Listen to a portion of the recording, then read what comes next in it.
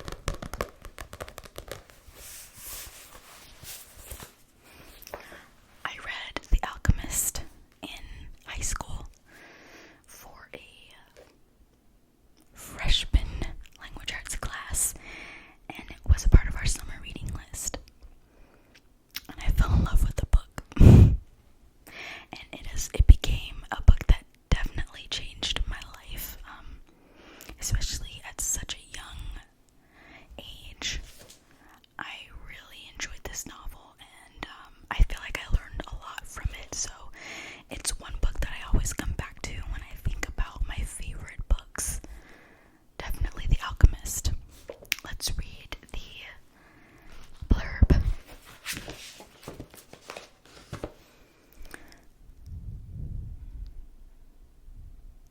This story, dazzling in its powerful simplicity and inspiring wisdom, is about an Andalusian shepherd boy named Santiago, who travels from his homeland in Spain to the Egyptian desert in search of a treasure buried in the pyramids.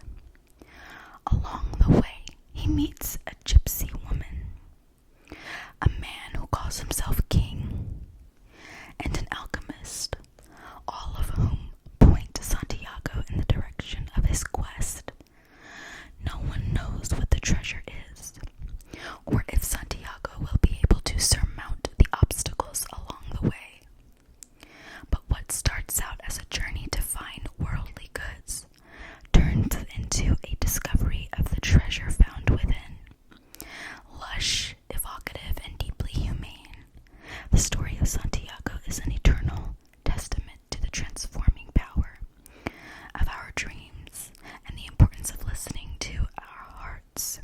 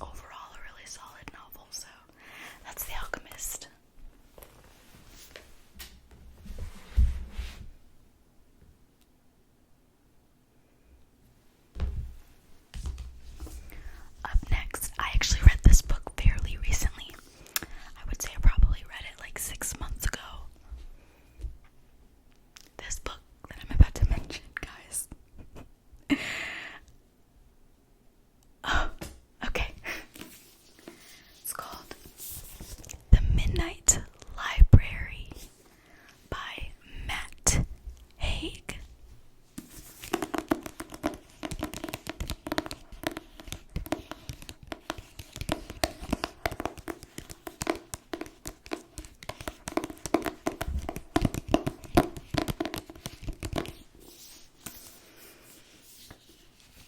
Again, another book that in some ways changed my life.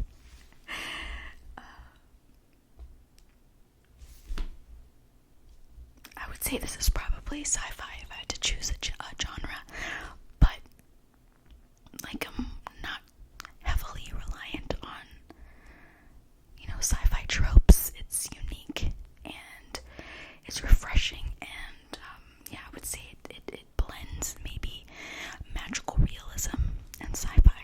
So let's read the synopsis.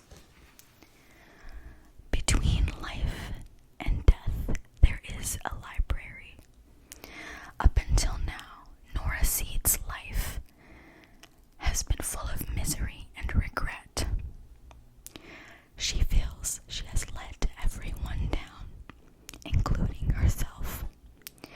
But things are about to change when she finds herself in the Midnight Library. My throat just made a weird sound, guys. When she finds herself in the Midnight Library, she has a chance to make things right. The books in the Midnight Library enable Nora to live as if she has done things differently. Each one contains a different life, a possible world in which she made different choices that played out in an infinite number of ways, affecting everyone she knew as well as many people she never met. With the help of an old friend, she can now undo every decision she regrets. She can now undo every decision she regrets as she tries to work out her perfect life.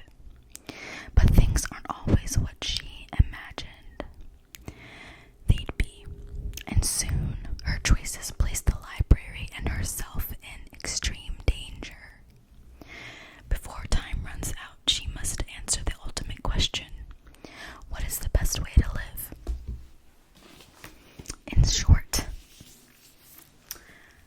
if you like stories about alternate universes, multiple dimensions, wondering how your life would have turned out if you made a different choice,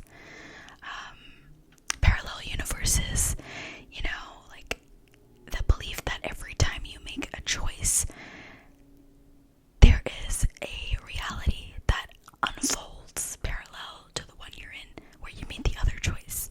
So I guess multiverse theory,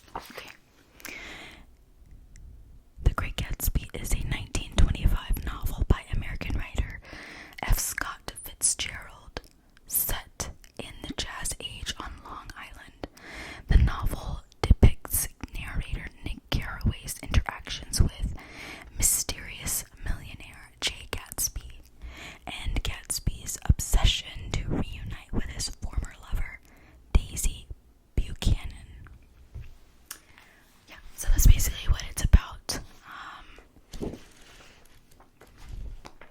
A man named Nick Carraway who moves into this house, and next door is this huge, like, mansion, new money millionaire guy named Gatsby. So that's why it's called the Great Gatsby.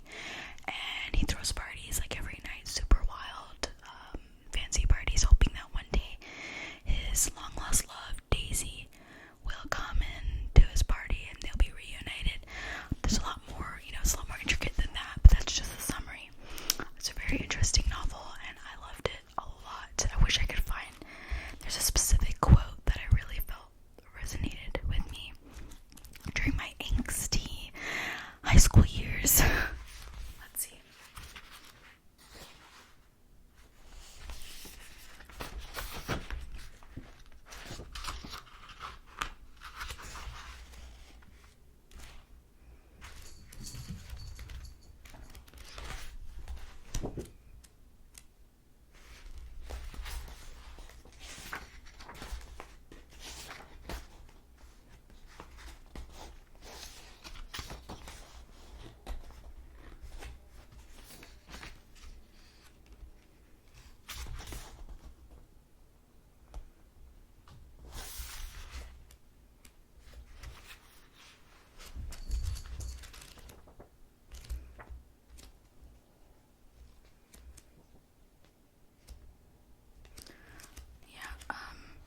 I should have found it before I started the video, but the episode. But what I do remember is that